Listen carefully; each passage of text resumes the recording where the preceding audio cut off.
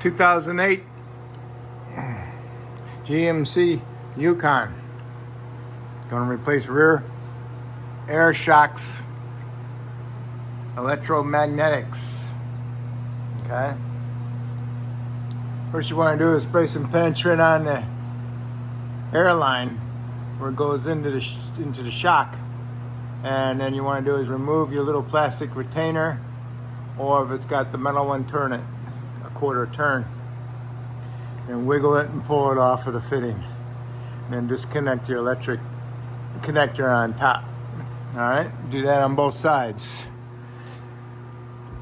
On the bottom you got 21 millimeter nut and 21 millimeter bolt. Same thing with the top. Top one, I'm going to try putting a wrench on here and going through up in here with my socket to remove the bolt. Otherwise I'm going to have to go around that, or even possibly cheat, drill a hole, saw a hole in it. Otherwise you have to remove that whole fender well. Okay, so we'll see. I got the bottom ones loose, got my airlines disconnected and my electric connectors. Got my wrench on my nut. Got my impact up there on a 3-inch extension on a 21 millimeter deep wall socket. Just fits. How about that? I loosened it up enough that the nut came off, because otherwise if I take the bolt out, then the rear end's gonna drop down. Same thing like I did on the bottom. I didn't fully remove it. All right, so it's loose. Got the nut off. Now I'll do the same thing to the other side, hopefully. All right, got the driver's side one with this one. Just a little bit longer. Could be a little bit longer, be good. But yeah, a little bit helped, so I can get my gun in there and grab hold of it. All right, so both uppers and both lowers are loose, so now I can put a support under the rear axle, and then I can go ahead and jack the rear axle up a little bit and then pull my shocks out, either one at a time or both. But I'm also gonna replace this coil spring, so I'll do one side at a time. See how that works. Put a jack stand under it, and I lowered had about that much gap between the stand and the rear end. Lowered it down onto it, pull my bolts out, now I can get my shocks out of there. Shock is out, now I'm going to raise the rear end up, and hopefully I can pull my spring out. Okay, with just one shock out and still supporting it, springs weren't loose. So I took both springs out and lowered and raised the vehicle up off the stands. So now it's just hanging there on the suspension parts, and my springs are loose. So now I can go ahead and replace my springs. Got the springs in there where they were. This one's still loose, so I can always move it to where it's supposed to be. And then this one I lowered it down onto the jack stand, and I double checked it each time it's in the right spots. You can see it, the thing's in the center of it, and where was the spring sat, it's in the same spot. So now I can go ahead. I preloaded it a little bit, so now I can go ahead and put my shock in, get my top bolt in, and then I can work on my bottom bolt. I probably have to lower it down some more on my stand. Here's my new shock. Make sure you install with this point to the rear. Okay. I got them in. Yeehaw. You got enough room to get your whole hand up in there and guide that thing. Just look up through there with a light, see it in front of the hole, and then stick the shock in front of it. All right, go ahead and torque those up. Those are like 80 foot-pounds. Okay.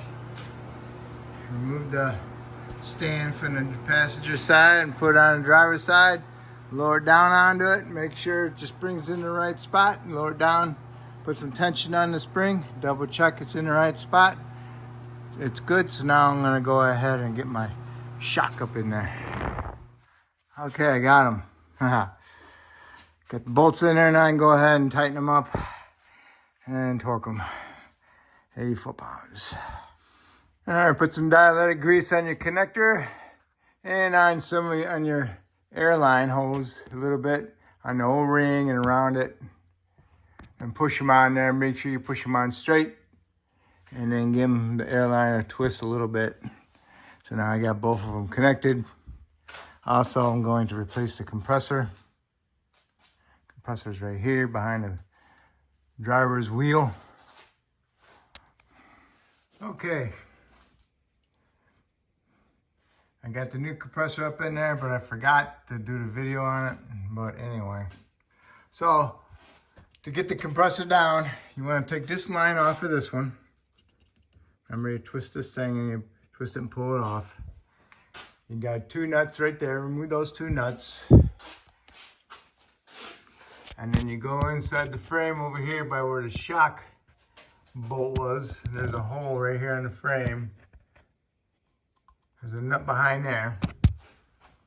And what it does is, there it is there, the one that goes behind the frame. And here's the 2 bolts that you remove the nuts. Now actually, those are like studs. If I can find them. Wish I would have done the video. Such a hurry. Anyway, and a new compressor, they'll come looking like this.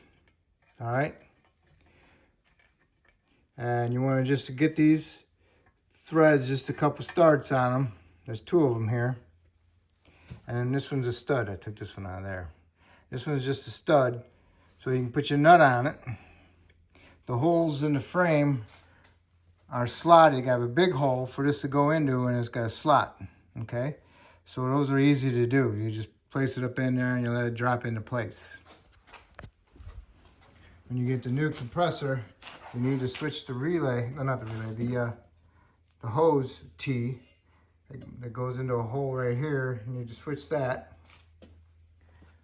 The old one has a vent tube, but the new one doesn't have it, so you don't have to worry about that.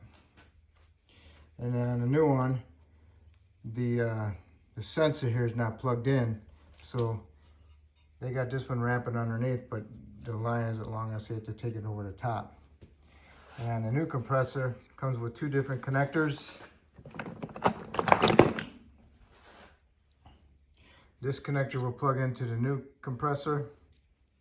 I have 2 of these, one with a connector like this and one with a connector like that. It plugs into that.